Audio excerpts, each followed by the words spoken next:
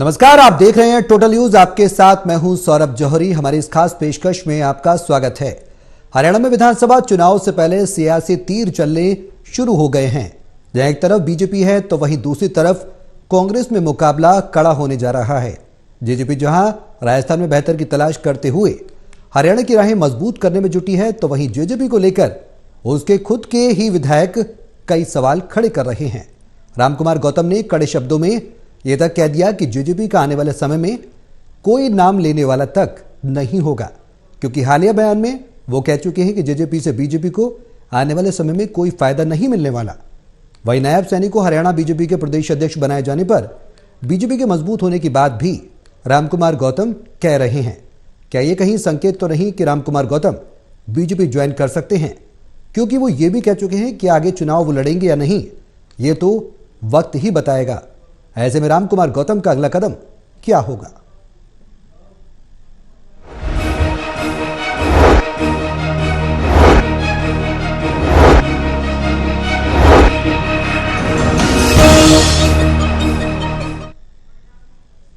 हमारे सहयोगी हमारे साथ मौजूद है। देवेंद्र कथोरिया है हमारे साथ पानीपत से एसोसिएट एडिटर, हिसार से डॉक्टर महेश हैं एसोसिएट एडिटर, और वीरेंद्र सोनी जी हैं वरिष्ठ पत्रकार। आप सभी के साथ हम इस चर्चा को आगे बढ़ाएंगे, लेकिन उससे पहले एक रिपोर्ट दिखाते हैं आपको।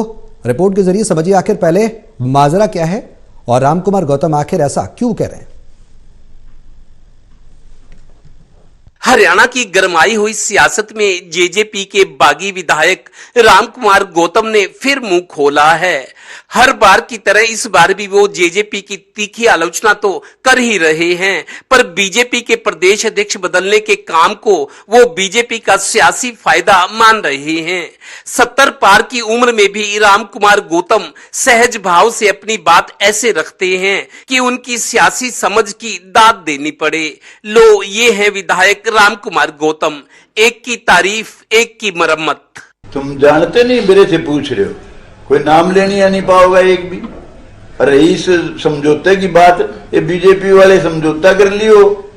अगर एक वोट जजप्पा का कोई उसके भरोसे हो, एक वोट भी नहीं दिला सकते वो। और बीजेपी वाले जजप्पा का नहीं दिला सकते, जजप्पा को एक भी वोट। गौरतलब है कि 2005 में नारनौंद से बीजेपी की टिकट पर विधायक बने रामकुमार गौतम बीए एलएलबी हैं। उनकी दूसरी खूबी ये है कि वो बोलते हैं तो किसी की परवाह नहीं करते। बीजेपी का प्रदेश अध्यक्ष बदलकर नायब सिंह सैनी को बनाने के फैसले को वो बीजेपी के लिए गेम चेंजर मानते हैं। इस फैसले के लिए वो सीएम मनोहर लाल की भी तारीफ कर रहे हैं कि यो तो उसने अच्छा काम करया।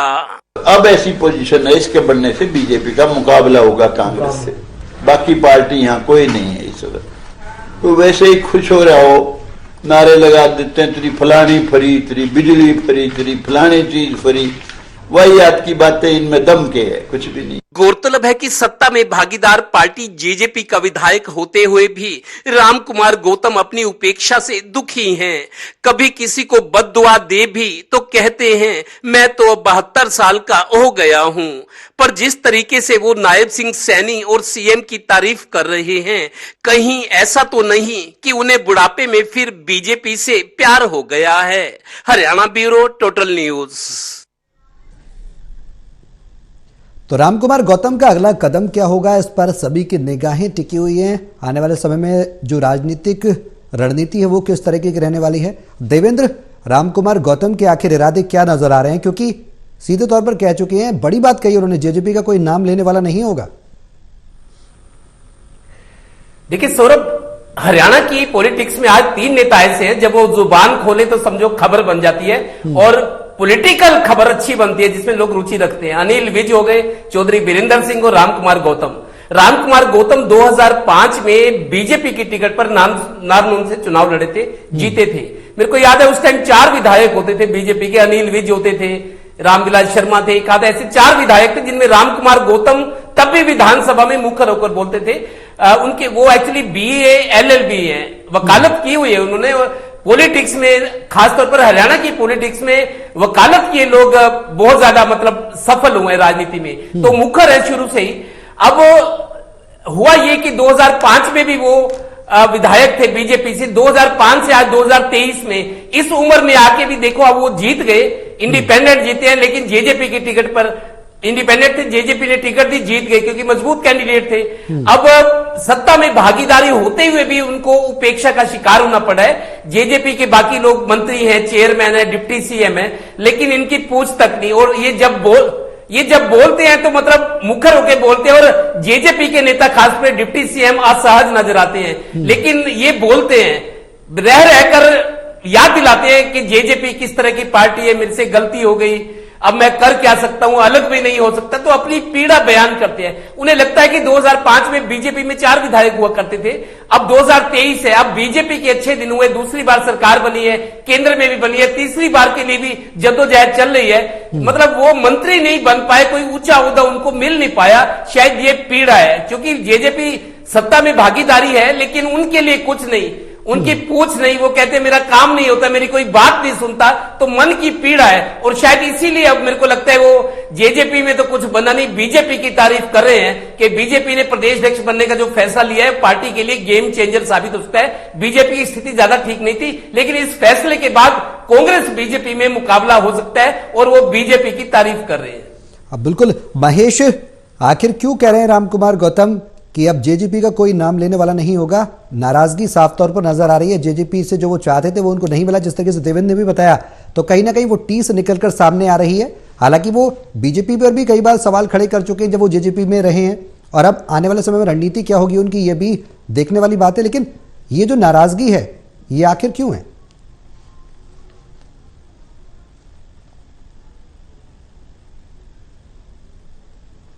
देखिए, साफ तौर से समझा जा सकता है कि जननायक जनता पार्टी के गठन के वक्त जिन मंसूबों के साथ यहां पर रामकुमार गौतम को जोड़ने का काम किया गया था, रामकुमार गौतम लगातार ये बात कहते रहे थे कि एहसान है चौटाला परिवार का मुझ पर, उनके वोटों से मैं विधायक बना। लेकिन साथ ही वो ये भी कहते हैं कि भले ही नारनौंद में उन्होंने जाटों के वोट लिए हो, लेकिन पूरे हरियाणा प्रदेश में ब्राह्मणों के वोट जननायक जनता पार्टी की झोली में डालने का काम उनकी वजह से हुआ। तो जो एहसान था वो बराबरी का था, एहसान अब उतारा जा चुका है। अभी जिक्र यहां पर चल रहा था कि भारतीय जनता पार्टी में शामिल होने की कोशिश करते हुए नजर आ रहे हैं रामकुमार गौतम। दरअसल पहले पूरे गणित को यहां पर समझने की जरूरत पड़ेगी। रामकुमार गौतम का जो संबंध है सिर्फ और सिर्फ एक विधानसभा क्षेत्र से है, नारनौंद विधानसभा क्षेत्र, जहां से पूरा जीवन वो राजनीतिक लड़ाई जो है लड़ते रहे, चुनावी लड़ाई वो लड़ते रहे। 6-7 के करीब चुनाव उनकी तरफ से लड़े गए और 2 चुनाव वो जीतने में कामयाब भी हुए। अब मैं जो कहना चाहता हूं, दरअसल कैप्टन अभिमन्यु भारतीय जनता पार्टी का हरियाणा का सबसे बड़ा नाम, और उनका संबंध भी नारनौंद विधानसभा क्षेत्र से है। नारनौंद विधानसभा से ही चुनाव जीत पाने में कैप्टन अभिमन्यु कामयाब हुए थे, प्रदेश के वित्त मंत्री बने। उसके बाद अगला चुनाव उन्हें झेलनी पड़ी थी। लेकिन अगर जमीन कहीं नारनौंद विधानसभा क्षेत्र के अलावा अगर कैप्टन अभिमन्यु की समझने की कोशिश की जाए तो वो नहीं है। रोहतक जिले से हालांकि उनका संबंध है, लेकिन रोहतक जिले में चूंकि हुड्डा परिवार वहां पर था, तो वहां पर उनका वर्चस्व कभी भी चुनौतीपूर्ण नहीं बन सका। हुड्डा परिवार का प्रभाव लगातार रोहतक जिले में बना रहा, जिसकी वजह से वो रोहतक से बाहर निकलकर हिसार जिले के नारनौंद विधानसभा क्षेत्र में आए। उन्होंने कहा कि उनका पैतृक इलाका है, उनका साथ देगा। हालांकि खांडाखेड़ी गांव जो है कैप्टन अभिमन्यु का गांव, और वहां पर ये नारनौंद विधानसभा क्षेत्र के अंतर्गत आता है। अब कैप्टन अभिमन्यु जैसा प्रभावशाली नेता अगर भारतीय जनता पार्टी की टिकट पर चुनाव लड़ने जा रहा है, तो कौन ये सोच सकता है कि रामकुमार गौतम को भारतीय जनता पार्टी कैप्टन अभिमन्यु की टिकट काटकर जो है रामकुमार गौतम को दे सकती है? कोई संभावना ऐसी नहीं बनती। सिर्फ एक इक्वेशन यहां पर ऐसी बन सकती है। दरअसल कैप्टन अभिमन्यु, चूंकि विधानसभा का चुनाव बाद में होना है, उससे 6 महीने पहले लोकसभा का चुनाव होना है। कैप्टन अभिमन्यु पहले भी जो हिसार लोकसभा की टिकट मांगते रहे, हिसार ओब्लिक सोनीपत। हर बार कैप्टन अभिमन्यु या तो हिसार और या तो सोनीपत से लोकसभा की टिकट पार्टी से मांगते रहे, लेकिन पार्टी ने कभी भी उन्हें लोकसभा का टिकट नहीं दिया। इस बार का जिक्र करें तो कैप्टन अभिमन्यु इस बार भी हिसार लोकसभा सीट पर टिकट के दावेदार हैं। अगर किसी परिस्थिति में कैप्टन अभिमन्यु को हिसार लोकसभा का टिकट भारतीय जनता पार्टी देती है, उसी परिस्थिति में नारनौंद के अंदर भारतीय जनता पार्टी का जो स्थान है वो रिक्त हो सकता है और रामकुमार गौतम वहां शामिल हो सकते हैं। फिलहाल ये इक्वेशन काफी मुश्किल भरी मुझे नजर आ रही है। मुझे लगता नहीं कि रामकुमार गौतम यहां पर भारतीय जनता पार्टी में शामिल होने की कोशिश करें। दरअसल हरियाणा की मौजूदा राजनीति का जो परिदृश्य इस वक्त बना हुआ है, उसका बिल्कुल एग्जैक्ट कैलकुलेशन यहां पर कर दिया गया है रामकुमार गौतम की तरफ से। उनके कहे हर बयान को, हर शब्द को अगर आप उसके मायने निकालने की कोशिश करेंगे, तो मैं यकीनन ये बात कह सकता हूं कि हरियाणा की राजनीति का जो मौजूदा परिदृश्य इस वक्त बना हुआ है, उससे आप कैलकुलेट कर सकते हैं। वीरेंद्र जी, जिस तरीके से महेश कह रहे हैं कि अभी नजर नहीं आता कि वो बीजेपी का दामन थामेंगे, उन्होंने ये भी कहा, एक सवाल जब उनसे पूछा गया कि क्या वो आने वाले समय में बीजेपी का साथ या दामन थाम सकते हैं, उसके साथ हो सकते हैं, तो उन्होंने कहा कि ये समय बताएगा, अभी मेरी कोई भी पार्टी नहीं है। उनसे ये भी जब पूछा गया कि सवाल कि आप चुनाव लड़ेंगे, तो उन्होंने कहा ये तो आने वाला समय तय करेगा। तो आने वाले समय में क्या कुछ देखने को मिलेगा, रामकुमार गौतम का अगला कदम क्या होगा?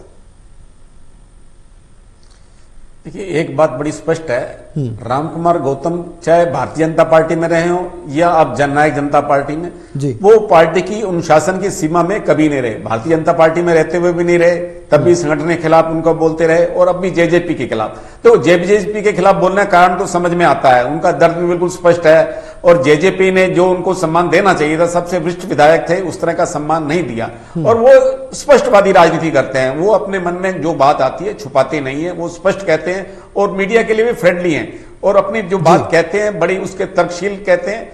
और मुझे हालांकि ये नहीं लगता कि अगला वो चुनाव लड़ेंगे। अब वो संकेत भी दे चुके हैं कि अब ये उनके जीवन का आखिरी चुनाव है, उनका चुनाव लड़ने की संभावना हालांकि नजर नहीं आती है। हाँ, भारतीय जनता पार्टी में अगर वो आते हैं और भारतीय जनता पार्टी उनको शामिल कर लेगी, लेकिन उनको कोई टिकट मिलने की संभावना नहीं है। भारतीय जनता पार्टी में आकर वो क्या करेंगे जब उनके अब जीवन के अंतिम चरण के अंदर, जब इतनी अवस्था में क्या वो चुनावी राजनीति की ओर जाना चाहेंगे? और भारतीय जनता पार्टी तो उनको एक मापदंड बना हुआ है, इस मापदंड के आधार पर भारतीय जनता पार्टी उनको टिकट देगी ऐसा लगता नहीं है। और बिल्कुल सही कहा, जैसे कि वहां कैप्टन अभिमन्यु सशक्त दावेदार है, तो उन निर्वाचन क्षेत्र से तो उनको मिलने से रही टिकट।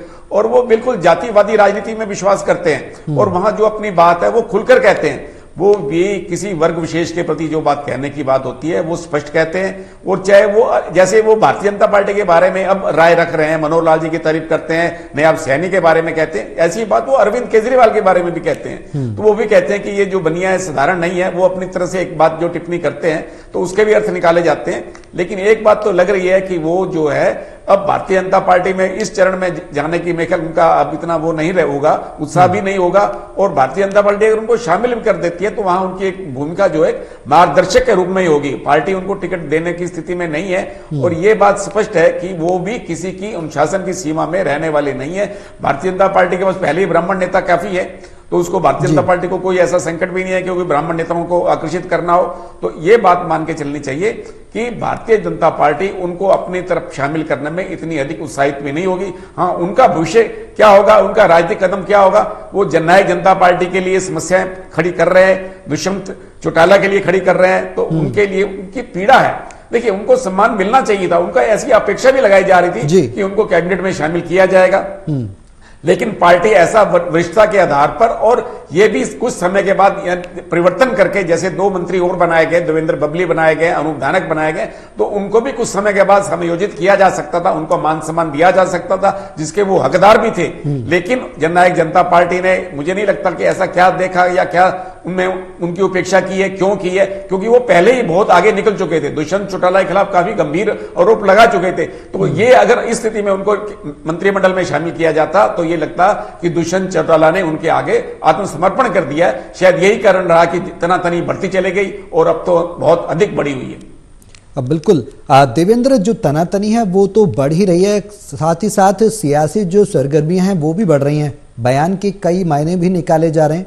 एक तरफ ये कि रामकुमार गौतम जहां नायब सैनी को बीजेपी का प्रदेश अध्यक्ष बनाए जाने पर एक अच्छा कदम बीजेपी के लिए बता रहे हैं, एक पॉजिटिव पॉइंट बता रहे हैं, तो वहीं जाटों को लेकर भी वो कह रहे हैं कि ओपी धनखड़ कुछ खास नहीं कर पाए।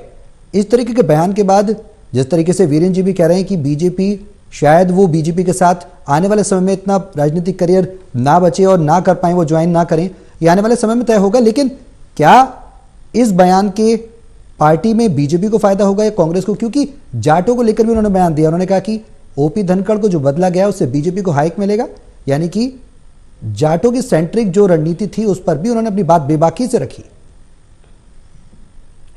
देखिए सौरभ, जिस तरीके से बीजेपी ने प्रदेश अध्यक्ष बदला है और साफ तौर पर यह मैसेज दिया है कि जाट नॉन जाट के मुद्दे पर यह चुनाव होगा।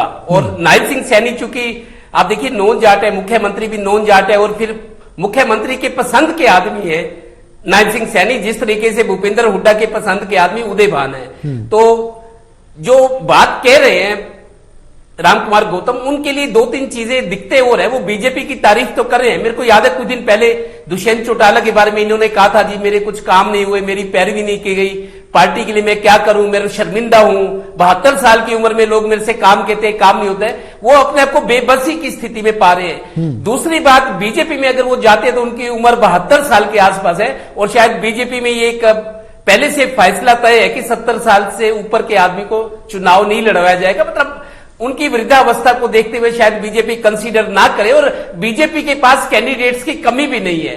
अब वो उनको पता है, जैसा खुद कह रहे हैं रामकुमार गौतम के, जेजेपी का नाम लेवा कोई नहीं बचेगा, मतलब पार्टी खत्म है इसके बाद, तो जेजेपी से वो पीछा छुड़ाना चाहेंगे। और दूसरा, जिस तरीके से बीजेपी के फैसले की तारीफ की है कि इससे सत्ता में आने का चांस है, कांग्रेस बीजेपी का दोनों का मुकाबला रहेगा, बाकी कोई नहीं टिकेगा, मेरे को लगता है अभी 1 साल पड़ा है। हालांकि विधायक तो जेजेपी के हैं, लेकिन काम ना होने से नाराज है। उनका पीछे मैंने एक बयान सुना कि कोई नौकरी नहीं है, विकास नहीं है, कोई पैरवी करने वाला नहीं है, मैं विधायक हूं उस पार्टी का जो सत्ता में भागीदार है, तो उनके पीड़ा है। मतलब ना तो कुछ वो बन पाए मंत्री वगैरह, ना कोई चेयरमैन बन पाए, और ना ही काम करवा पाए, तो किस तरीके से वो लोगों को अपना मुंह दिखाएंगे कि सत्ता में होते हुए, सत्ता में भागीदारी होते हुए आप हमारे लिए कुछ कर नहीं पाए, वो आगे करे क्या। एक्चुअली उनकी उम्र होगी है ज्यादा, लेकिन मेरे को लगता है जिस तरीके से बीजेपी की तारीफ करे, वो बीजेपी उनको किसी ना किसी तरीके से उनकी मान सम्मान उनका बना रहे, या चेयरमैन बना दे, या अभी चूंकि 1 साल बकाया है, कुछ मुख्यमंत्री उन पर मेहरबानी कर देंगे, उनके जो काम है अटके हुए, या कुछ कम से कम वो छाती ठोक कर कह सकेगी मैंने चलो लास्ट में सही, लेकिन आपके लिए जो कर सकता था मैंने किया है। और हो सकता है उनको पब्लिक में दोबारा वोट मांगने जाना पड़े, लेकिन जेजेपी के साथ तो वो नहीं जाने वाले। अब बीजेपी के साथ एसोसिएशन उनका हो, या किसी और पार्टी को वो शायद न्योता दे रहे हो कि आप मेरे को कंसीडर करें तो मैं चुनाव लड़ने की स्थिति में हूं, चुनाव जीत सकता हूं। कांग्रेस के बारे में उन्होंने ये कहा कि कांग्रेस मतलब मजबूत हुई है पहले से, और बीजेपी के बारे में ये कहा कि नायब सिंह सैनी के आने के बाद गेम चेंजर साबित हो सकता है ये फैसला, और मुकाबला कांग्रेस बीजेपी का है। तो दोनों कांग्रेस और बीजेपी के लिए शायद सॉफ्ट कॉर्नर रहे उनके लिए, ये तो समय बताएगा, लेकिन मेरे को लगता नहीं कि वो शायद घर बैठेंगे, कहीं ना किसी रूप में राजनीति से जुड़े रहेंगे। उनके मन में मलाल ये है कि मंत्री या कोई बड़ी जिम्मेदारी नहीं हो पाई, कम से कम इतना तो हो कि वो उनको लगे कि मेरा मान सम्मान हो रहा है। अब वक्त बताएगा, उनकी इस तेवरों के बाद शायद मुख्यमंत्री या बीजेपी उनके लिए कुछ कर सकती है, तो हो जाए तो उनके लिए अच्छा रहेगा। महेश, जिस तरीके से रामकुमार गौतम के बयान के अगर राजनीतिक मायने निकाले जाएं तो साफ तौर पर उन्होंने कहा है कि जेजेपी बीजेपी को एक भी वोट नहीं दिला सकती। इसके उलट उन्होंने ये भी कहा कि बीजेपी को भी जेजेपी से फायदा नहीं होगा, और जेजेपी को भी बीजेपी से कोई फायदा नहीं होने वाला। यानी कि राहें अलग करने की बात पहले ही कह दी है उन्होंने कि अब राहें अलग होंगी आने वाले समय में, संकेत दिया।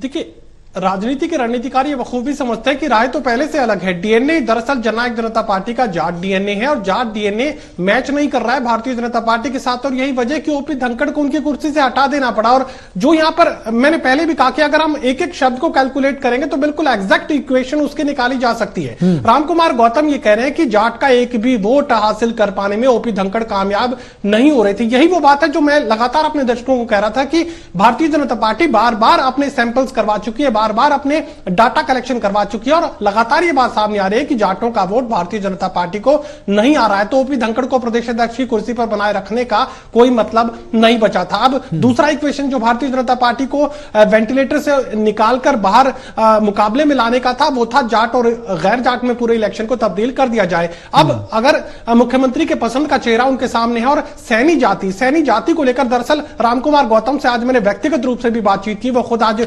चंडीगढ़ में बने हुए हैं। उन्होंने ये कहा कि जो नायब सिंह सैनी को, चूंकि सैनी जाति से वो संबंध रखते हैं, और ये बड़ी जुझारू कौम है, ये किसानी से जुड़ी है और मुकाबला करना जानती है, डर के पीछे नहीं हटेगी। अब ये उनके कहने का जो तात्पर्य है वो ये है कि सैनी कम्युनिटी अगर भारतीय जनता पार्टी के साथ जाकर खड़ी होती है तो एलाइड कास्ट जो ओबीसी की है वो भी इनके सपोर्ट में इनके साथ जाती है। मोमेंट जो है वो इसी तरीके का देखने को मिलता है कि सैनी कम्युनिटी जिस तरफ झुकाव करती है, ओबीसी की जो एलाइड जो दूसरी जाति है वो भी कहीं ना कहीं सहयोग की मुद्रा में नजर आती हैं। अब उन्हें लगता है कि सैनी कम्युनिटी अगर भारतीय जनता पार्टी को आशीर्वाद देती हुई नजर आएगी। और दरअसल ये इक्वेशन क्यों पैदा हुई, नायब सिंह सैनी एक कार्यक्रम के लिए निकलते हैं, पूरे हरियाणा के एक तरीके से दौरे पर निकलते हैं, और जिस जगह पर भी उनका जो ठहराव किया गया वहां पर बड़ी तादाद में सैनी कम्युनिटी से जुड़े लोग जो है मालाएं पहनाने के लिए वहां पर सामने आते हैं, स्वागत करने के लिए सामने आते हैं। भारतीय जनता पार्टी के अब तक के कार्यक्रमों का मैं अगर जिक्र करूं तो इक्का दुक्का जो पदाधिकारी भारतीय जनता पार्टी के थे जो सैनी जाति से संबंध रखते थे सिर्फ वही वहां पर नजर आते थे, लेकिन नायब सिंह सैनी के बनाने के बाद बड़ी तादाद में जो है सैनी जाति से संबंधित जो लोग हैं वो यहां पर भारतीय जनता पार्टी के साथ जुड़ते हुए नजर आए और वैक्यूम यहां पर जबरदस्त हरियाणा प्रदेश में बना हुआ था। सैनी जाति का कोई भी बड़ा नेतृत्व उनके पास नहीं था, पूरे प्रदेश स्तर का कोई एक चेहरा जो कि जिससे पूरी जाति कनेक्ट कर सकते हैं ऐसा कोई चेहरा नहीं था। भारतीय जनता पार्टी ने यह विकल्प दिया है तो ओबीसी में एक बड़ा जो डेंट है यहां पर भारतीय जनता पार्टी के समर्थन में देखने को मिलेगा। कांग्रेस पार्टी के लिए यकीनन नायब सिंह सैनी को प्रदेशाध्यक्ष बनाए जाने के बाद चिंताएं बढ़ी हैं और जो आशंका हम लगातार जाहिर कर रहे थे कि भारतीय जनता पार्टी अगर इलेक्शन को जाट और गैर जाट में तब्दील कर देती है तो कांग्रेस के लिए इससे बड़ी चुनौती नहीं हो सकती। बिल्कुल वीरेन जी, जिस तरीके से महेश बता रहे हैं गैर जाट और जाट का जो अगर समीकरण बनता है प्रदेश के अंदर तो कांग्रेस के लिए एक बड़ी चुनौती खड़ी हो सकती है। साथ ही अगर जाट समुदाय की बात करें तो रामकुमार गौतम ये भी कह चुके हैं, तमाम बातें उन्होंने अपने बयान में कही। उन्होंने कहा कि आप जाटों को खास मंत्रालय से फर्क नहीं पड़ता, किसी भी अधिकारी लेवल के किसी पद से फर्क नहीं पड़ता, क्योंकि जाटों के तमाम लोग वहां पर जाट समुदाय के मौजूद हैं, सीधे मुख्यमंत्री की कुर्सी चाहते हैं अब जाट। तो यानी कि कहीं ना कहीं संकेत अप्रत्यक्ष तौर पर कांग्रेस को लेकर भी वो दे रहे हैं। देखिए, ये बात तो निश्चित है कि हरियाणा का जो विधानसभा चुनाव होगा वो जाति आधारित होगा, चाहे भारतीय जनता पार्टी लाख दावे करे या कोई, सभी दलों का जो दृष्टिकोण है या टिकटों का वितरण है वो जातीय आधार पर ही होता है और ये रहने वाला भी है। तो जहां तक जब तक अपना रामकुमार गौतम जी का प्रश्न है, देखिए वो अपने ढंग से राजनीति करते हैं, अपने ढंग की बात बेबाकी से कहते हैं और ये बात है कि अगर वो ओम प्रकाश धनखड़ जी को कहते हैं कोई विशेष परिवर्तन नहीं आया, ये बात निश्चित है कि भारतीय जनता पार्टी के जो वरिष्ठ कार्यकर्ता या पुराने कार्यकर्ता थे वो आज घर बैठे हैं। ये दोष संगठन का है या सत्ता का है? सत्ता भी उतनी जिम्मेदार है। अगर प्रदेश अध्यक्ष जो है वो अपने पुराने कार्यकर्ताओं से संपर्क नहीं कर पाए, यदि वो आज घर बैठे हैं तो इसका दोषी कौन है? क्या सत्ता के स्तर पर क्या प्रयास किया गया? क्या सत्ता ने उनको अपनी तरफ से आकर्षित करने के लिए या उनका दुख दर्द जानने का कोई प्रयास किया जी, या उनका कोई फीडबैक लिया? तो इसलिए ये बात तो माननी पड़ेगी कि नए अध्यक्ष आए हैं तो वो पुराने कार्यकर्ताओं से संपर्क कर रहे हैं। अगर कुरुक्षेत्र में गए तो अपने पूर्व अध्यक्ष ओम प्रकाश मनचंदा जी से मिले, वो जहां जहां जाएंगे अब पुराने कार्यकर्ताओं से मिलने का प्रयास करेंगे, क्योंकि संगठन को मालूम है कि पुराने कार्यकर्ता जो है वो वर्तमान जो सरकार है या वर्तमान संगठन के जो पदाधिकारी हैं उनसे संतुष्ट नहीं है। उनके अंदर जो है एक दर्द है कि जब अब उनकी उपेक्षा का दंश झेल रहे हैं तो अब एक तरह से नया उत्साह तो आएगा, लेकिन सैनी समुदाय उनको कितना स्वीकार करता है? देखिए, राजकुमार सैनी सांसद भी थे और उनको उन्होंने अपनी पार्टी भी बनाई, चुनाव भी लड़ा, वो मुख्यमंत्री पद के दावेदार थे, तब भी सैनी समाज ने उनको स्वीकार नहीं किया। उनको जो अपेक्षाकृत जो सफलता मिलनी चाहिए थी, एक भी सीट नहीं मिली। तो ये नायब सैनी जो है अब प्रदेश अध्यक्ष के रूप में वो कितना संगठन में जान डाल पाएंगे और कितने पुराने कार्यकर्ताओं का विश्वास जीत पाएंगे और कितना भी जो सत्ता है, सत्ता को संगठन से जोड़ने का काम में या समन्वय बनाने में कितने सफल होंगे ये तो समय बताएगा। लेकिन एक बात निश्चय है कि भारतीय जनता पार्टी के जो कार्यकर्ता हैं उनको काफी अपेक्षाएं, लेकिन वो अपेक्षाओं को कितना पूरा कर पाएंगे? क्या वो जैसे कांग्रेस के दूसरे अध्यक्ष हुआ करते थे, फूलचंद बुलाना रहे, या भारतीय जनता पार्टी में सुभाष बराला रहे, चाहे अब वो भी डम्मी अध्यक्ष साबित होंगे? ये आने वाला समय तय करेगा।